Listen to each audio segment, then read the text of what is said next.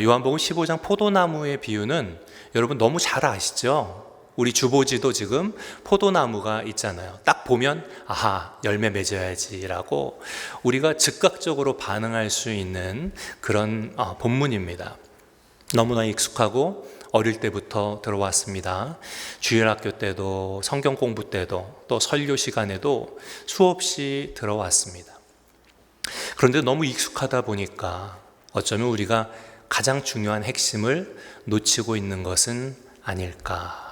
말씀을 묵상하면서 그런 생각을 하게 되었습니다. 그래서 우리는 본문 앞에 서서 다시 한번 그 말씀을 들여다보면서 하나님께서 우리에게 열매 맺으라라고만 하지 않으시고 열매 맺는 방법을, 과정을 우리에게 설명해 주고 있기에 그 과정들을 깊이 상고하며 다시 한번 제자의 길을 힘있게 걸어갈 수 있었으면 좋겠습니다. 성경은 종종 우리를 식물에 비유를 하죠. 식물. 여기 식물이 있는데 너무 예쁘죠? 예. 식물이 예쁜 것은 그것이 잘 성장하고 거기에 무엇인가를 맺기 때문입니다. 이 식물은 아름다운 꽃을 피웠는데 또 많은 실과들이 우리를 유익하게 하는 것이죠. 우리가 열매를 맺는다는 것은요, 좋은 열매든 그렇지 않은 열매든 반드시 이 세상 살면 열매를 맺게 되는 겁니다. 무언가를 분명히 맺게 되는데 여러분은 지금까지 어떤 열매를 맺으면서 살아오셨습니까? 그리고 앞으로는 어떤 열매를 맺으면서 살기를 원하십니까? 만약에 나의 삶의 방향이 잘못 어긋나 있다면 바로 이 말씀 앞에서 우리는 다시 한번 기회를 잡고 돌이켜서 어떤 길을 걸어야 한다고요? 제자의 길을 걸어야 하는 겁니다. 자, 오늘 첫 번째 주시는 말씀을 생각해 볼 것은 하나님의 들어올리심입니다. 들어올리심. 같이 한번 해볼까요? 들어올리심. 예. 오늘 본문 가운데 들어올리심에 대해서 말씀하고 있는데 우리가 지나치기 쉬운 것이죠. 예수님 본문에서 자신을 가리켜서 나는 참 포도나무요 라고 선언하시면서 아버지는 농부시라 라고 말씀하고 있습니다. 그런데 2절에 보면 우리의 눈을 사로잡는 한 가지 표현이 나오고 있어요. 무릇 내게 붙어 있어 라는 거죠. 주님께 붙어 있어. 예, 이건 제한적인 문법인데요. 그러니까 예수님께 붙어 있다라는 전제를 갖고 말씀하고 있는 거예요. 예수님께 붙어 있는데도 열매 맺는 가지가 있고 예수님께 붙어 있는데도 열매 맺지 못하는 가지도 있다라는 전제를 깔고 말씀하고 있는 겁니다. 여러분, 이게 얼마나 중요한 말씀인지 아시겠죠? 이 말씀은요, 예수님을 믿지 않는 불신자들에게 하는 말씀이 아니라는 사실입니다. 예수님을 믿고 제자의 길을 가겠노라고 서원하고서도 열매 없이 살아가는 많은 성도들을 향해서 주신 예언적 말씀이기 때문입니다. 그렇다면 예수님은 열매 없는 그런 가지를 어떻게 한다고 말씀하고 계십니까?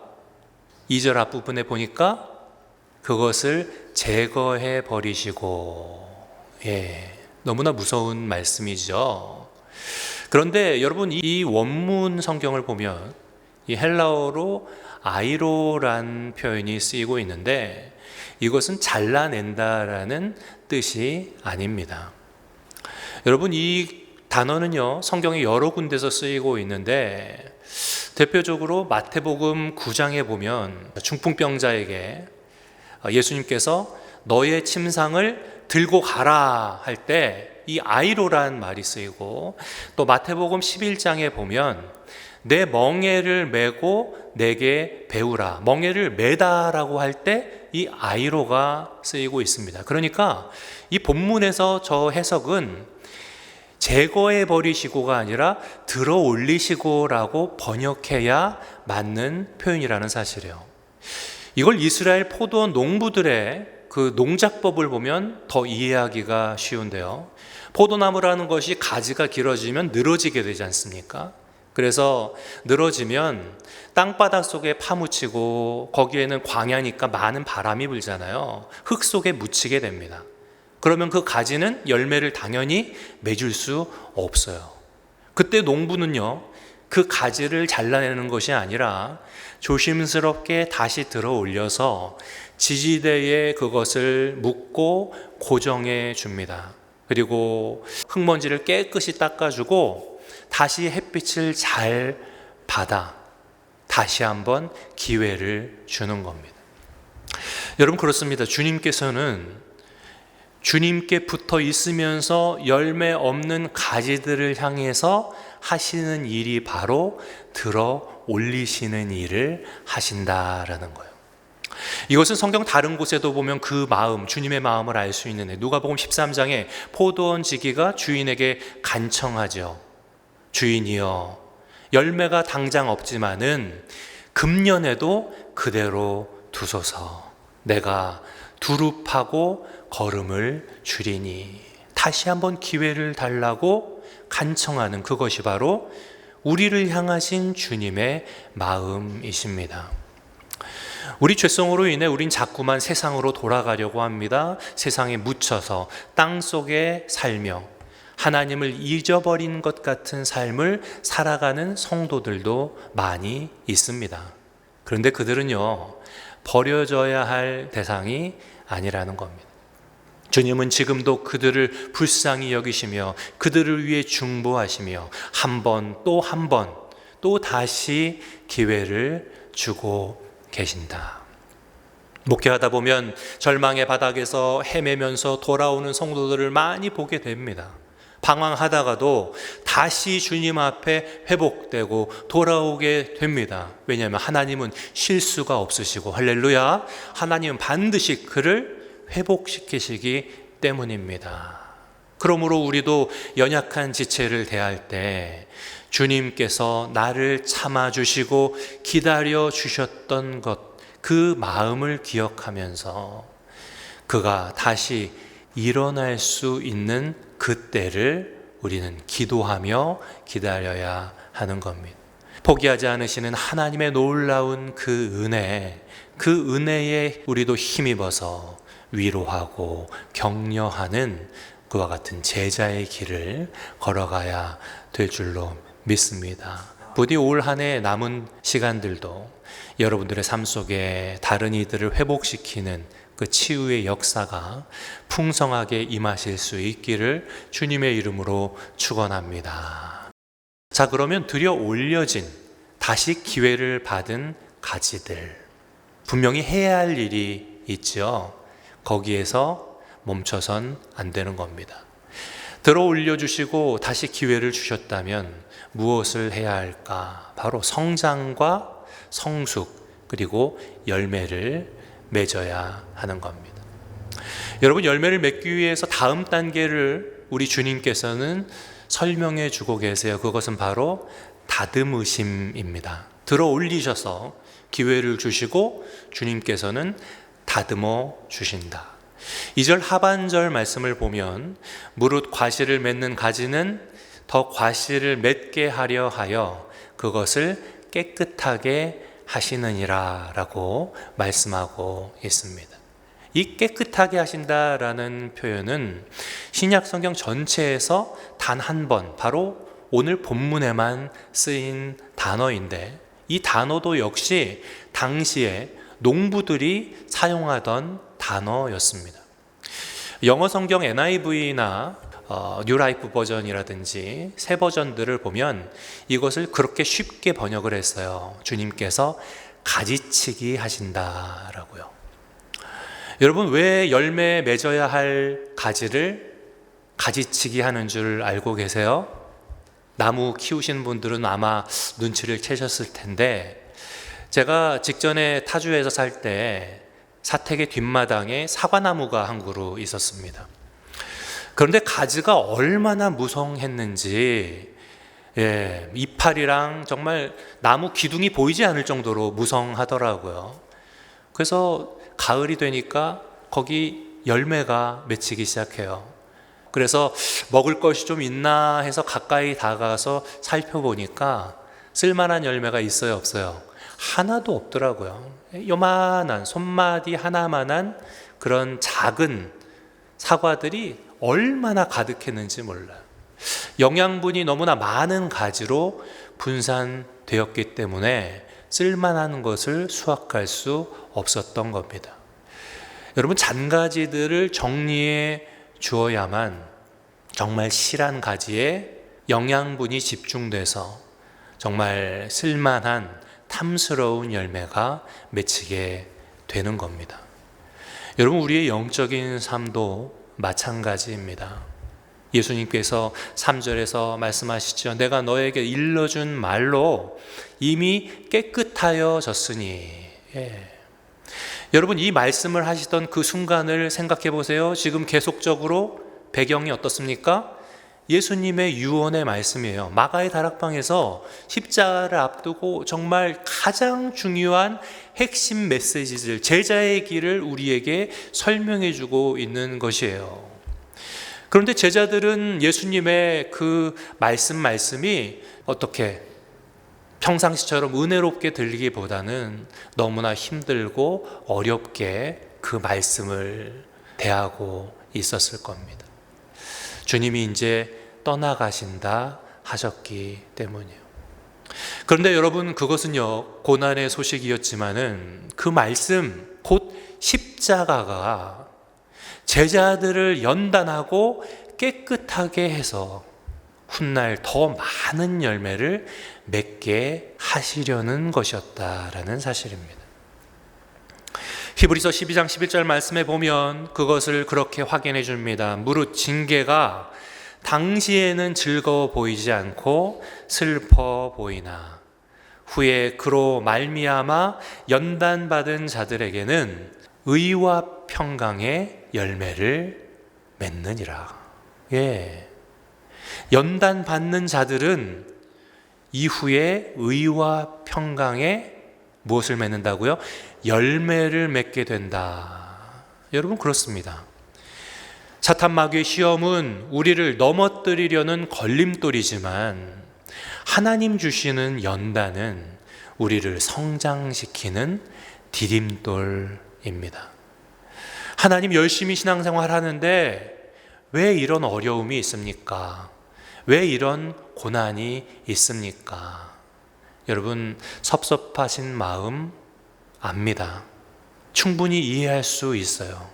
하지만 주님 주신 말씀 속에서 우리는 생각해 보아야 합니다. 가지치기는 아프지만 아픈 만큼 성숙해지고 반드시 성장하며 아름다운 열매를 맺게 하신다. 사랑하는 성도 여러분, 그렇기 때문에 우리는 영적인 가지치기를 두려워하지 말아야 합니다. 내 가운데 필요 없는 그런 잔가지들은 과감히 포기하고 잘라내야 하는 겁니다. 그때 주님 기뻐하실 실하고 쓸만한 열매, 아름다운 열매가 우리의 삶에 맺히게 될 줄로 믿습니다. 주님께서 깨끗하게 하실 때 기뻐하고 기뻐해야 할 이유가 있습니다. 자, 주님께서 우리를 깨끗게 하시는데 가지 스스로도 해야 할 일을 우리에게 당부하고 계세요. 그것 없이는 좋은 열매가 맺힐 수 없다는 겁니다. 바로 주님 안에 거함입니다. 주님 안에 거함. 4절에 보면 주님께서는 우리에게 그렇게 부탁하십니다. 너희는 내 안에 거하라. 주님 안에 거하라.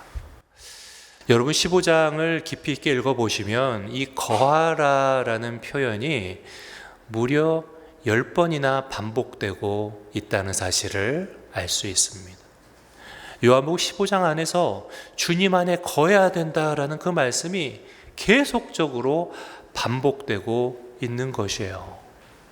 예수님께서 정말 유언과도 같은 핵심적인 말씀, 제자 되는 길에 대해 말씀해 주고 계신데 그 가운데서 그와 같이 반복하고 계시다면 그것은 단순한 권면이 아닌 것입니다.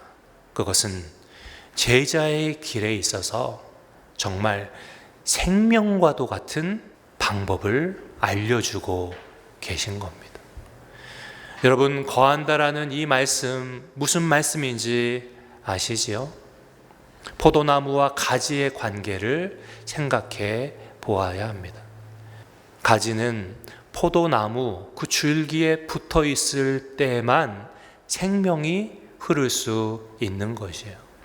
아무리 좋고 아무리 굵고 아무리 실해 보이는 가지일지라도 줄기에서 잘려 떨어져 나가는 순간 그것으로 그 잘린 가지는 끝입니다. 아무리 애를 써도 스스로 잘린 가지가 열매 맺을 수 있을까요? 불가능해요. 불가능해요. 그런데 우리가 신앙생활 하다가 많은 순간 빠지게 되는 함정이 바로 그것이라는 겁니다. 나 스스로 열매를 맺을 수 있다는 착각이에요. 그렇게 교회를 떠나가시는 분들이 많다는 사실입니다. 그래서 가나안 성도가 현대에는 너무나 많다는 거예요. 가나안 성도가 뭐냐고요? 가나안 거꾸로 해보세요. 가나안을 거꾸로 하면 뭐예요? 안 나가. 나 안 나가. 교회 안 나가 성도들이 많다는 겁니다. 예수님은 믿어. 예수님은 믿어. 하지만 교회는 안 나가. 교회는 안 다녀. 이런다는 거죠. 아니, 집에 있어도 뭐 더 열심히 성경 보면 되는 거 아니야? 나 혼자 기도할게. 기도하면 되는 거 아니야? 하거든요. 그런데 그 말씀 지킬 수 있어요, 없어요? 못 지켜요. 잘못된 판단이에요. 나 혼자 믿음 생활을 할 수 있을 것 같습니까? 맞아요? 아니죠, 아니죠. 여러분도 그런 경험이 있으실지도 모르겠어요. 나 혼자서는요, 할 수 없어요. 함께 두세 사람이 모여야만 타오르는 거지, 혼자 떼어두면 점점 꺼져가게 되는 거예요. 여러분, 예수님은 말씀하십니다. 나는 포도나무요, 너희는 가지라. 우리 주님께서 포도나무시랍니다. 그리고 우리는 그 포도나무에 붙어있는 가지라는 거예요. 가지가 나무에 붙어 있어야만 열매를 맺을 수 있는 것처럼 성도들도 그리스도의 몸된 교회에 연결되어 있어야만 영적인 생기, 건강한 양분을 공급받아 열매 맺을 수 있는 겁니다. 우린 그것을 분명히 알아야만 해요. 혼자 따로 있는 신앙은 결코 오래가지 못하고, 그리고 그와 같이 따로 있는 신앙은 결코 열매 맺지 못하는 거예요. 혼자 신앙생활하면 유혹과 시험 앞에서 쉽게 흔들립니다. 그러나 교회 공동체 안에서 함께 예배하고 함께 찬양하며 함께 기도하고 함께 하나님의 말씀을 받으면 정말 건강한 신앙으로 자라날 수 있는 거예요.